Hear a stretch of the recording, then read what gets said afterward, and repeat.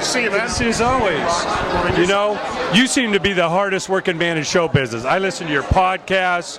I listen to the Sirius XM. Of course, that metal show, you got to watch it 4 or 5 times just to soak it all up.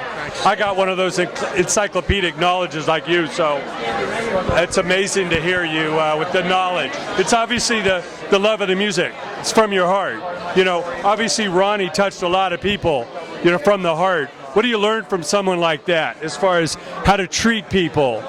Well, that's a great point. You know, I was lucky to have been friends with him for a long time, and it was amazing to me because in all the interviews that I would do with him, we had become friends and all, but the people that was working on my show when he would come in, whether they be people that were answering my phones or interns or whatever, he would take the time to say hello to them, meet them, introduce himself to them. He'd remember their names better than I would.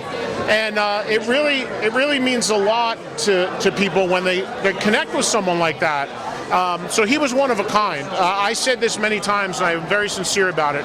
He was a phenomenal singer and a phenomenal musician, but an even better person. And that's a really important thing for people to know. Sure. You can be a great artist, but if you're an asshole, it doesn't really wash out. Right. And it usually eventually catches up to you, too. Yeah. And you know, as I've been so fortunate to have a career where my career is advanced and people, you know, I now have a base of people that want to meet me or take a picture with me when I go to concerts and everything.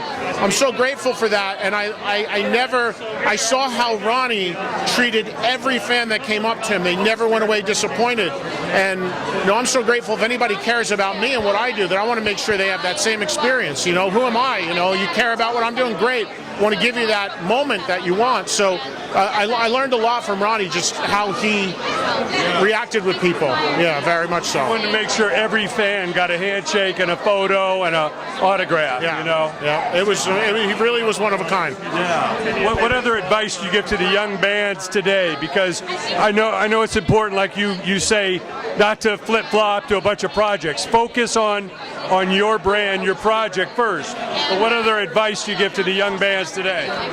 Write great songs. Easier said than done. You'd think that's a very obvious thing.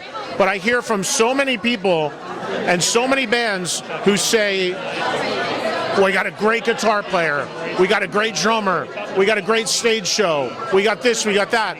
But do you have great songs?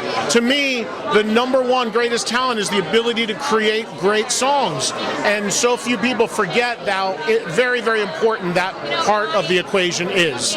So I think that's the most important thing. And again, it's easier said than done. It's an acquired skill. But I think if more people just paid attention on the music they're actually creating and let the peripheral stuff fall into place later, it'll all work itself out.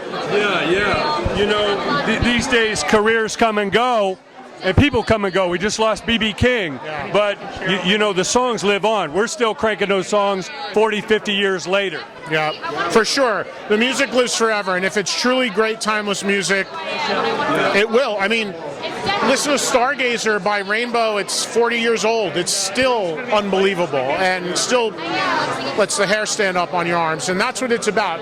Can you create timeless music that's not going to be, even after a week, it's not going to be forgotten. It's harder to do now than it's ever been, but for the few that can do it, those are going to be the ones that 30, 40 years from now we're going to talk about, hey, remember when that band made that record? Sure.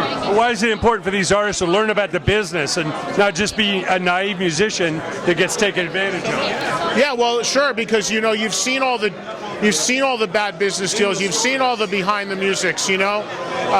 It's important to make sure that, well, now the business is so different because a lot of these artists are owning and controlling everything they do. It's a very do-it-yourself sort of mentality, so I think that's important as well.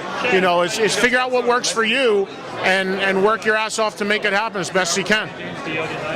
Great to see you as always, Ed. Thank you.